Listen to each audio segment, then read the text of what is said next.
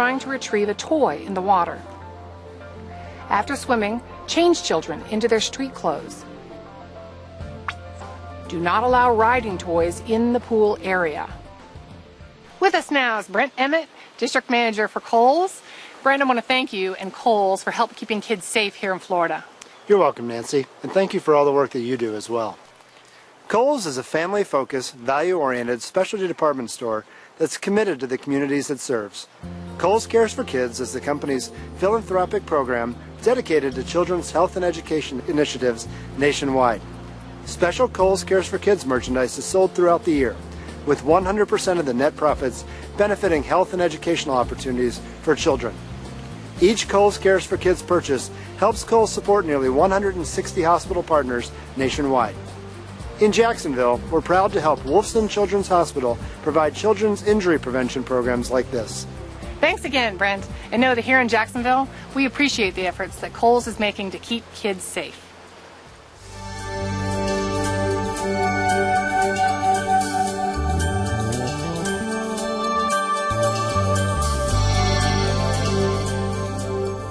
Childhood drowning and near drowning typically occurs when a child is left unattended or during a brief lapse in supervision.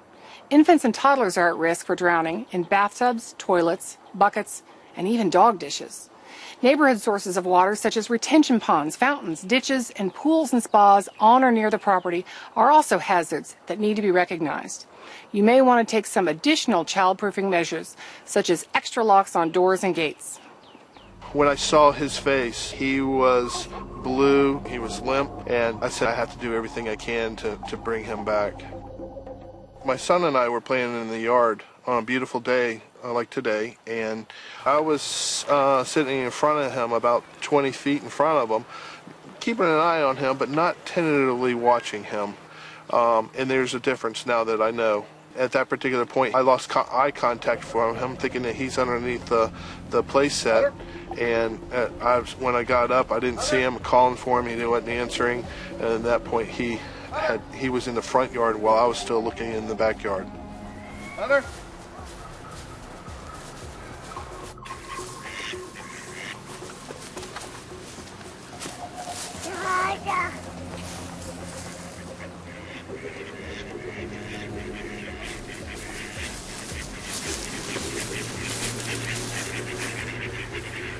About 5 minutes went by, I started to the point that something seriously wrong. I shouted up to Carrie and said, Carrie, I can't find him. She immediately ran down the front yard, and the neighbor said, yeah, I saw him 5 minutes ago heading in that direction. At that particular point, we ran as fast as we could towards the lake, and sure enough, he was in the middle of it, face down. Nothing could prepare you for that moment. I went in there, pulled him out, and he was just as limp as he could be. At that particular point, I had taken CPR many years ago in college, and I started to perform CPR right there on the spot. It took a while to bring him around, but he eventually came around, and at that particular time, the rescue showed up, and he turned out to be all right. We had caught him just in time. We think that he got out the side gate right here, which I didn't think he could actually find a way to open that gate. I was extremely surprised that he was able to open the gate and get out, and we definitely don't take things like that for granted anymore. You really got to watch your kids. You'd really be surprised on what they can get into or get out of in this situation. Bathtubs are the #1 site for drowning during the first year of life. Since babies have large, heavy heads and weak neck muscles, they tend to fall face first and can drown in just the amount of water it takes to cover their nose and mouth. Uh-oh. Okay, somebody's at the door. Never leave your young child alone in the bathtub, even for a second. There is no baby bath equipment that can be trusted to keep your baby safe in your absence. Make it a habit to let the water out of the tub immediately after the bath. Close the bathroom door. Keep the lids down on the toilets. If your toddler can lift the lid, consider buying an inexpensive toilet lock or baby gate. Children of this age are curious and can topple headfirst into toilets and buckets of water. Be sure to watch them carefully while using a bucket filled with liquid, and always empty it as soon as possible. Even an inflatable kids' pool should always be emptied as soon as supervised playtime ends. Always turn it over when not in use to prevent rainwater from collecting.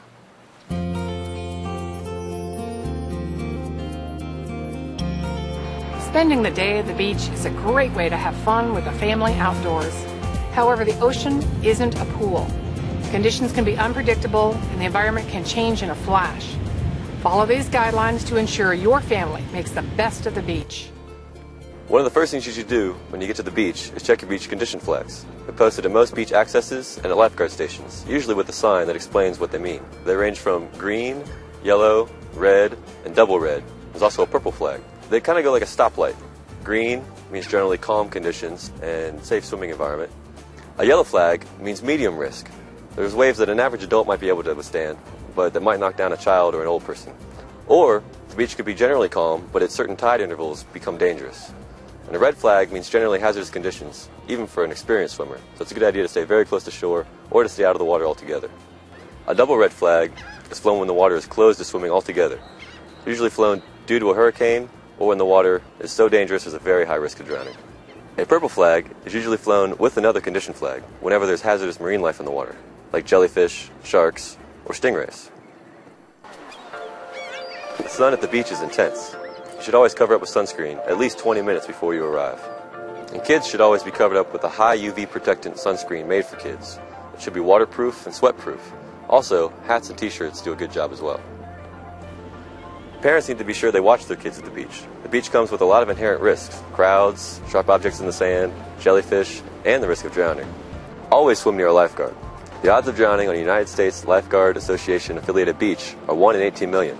That's because it's our job to spot hazardous currents and to keep bathers clear of danger and prevent drownings. If an accident does occur, the lifeguard's there to quickly provide first aid or contact police or rescue services.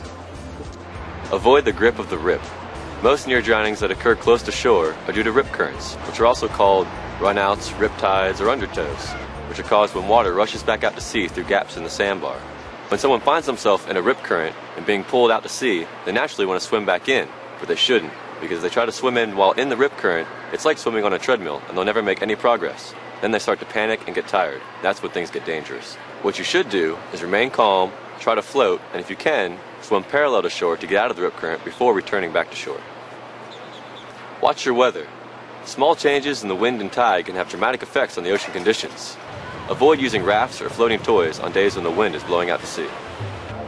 According to the Center for Disease Control, Florida is the lightning capital of the U.S., averaging 10 deaths and 30 injuries a year during the summer months.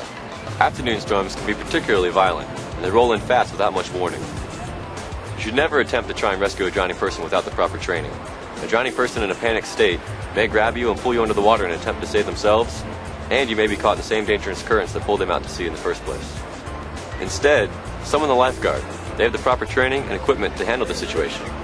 Or you can attempt to try and reach the victim with a long pole or throw them something that floats, like a toy or a cooler, but you should always remember to stay out of the victim's reach.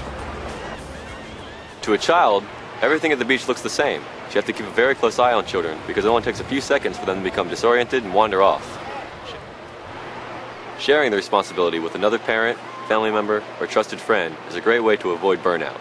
But remember, when you're on duty, no distractions. There's nothing like spending a beautiful summer day with the family out in one of the many natural lakes and rivers in Florida.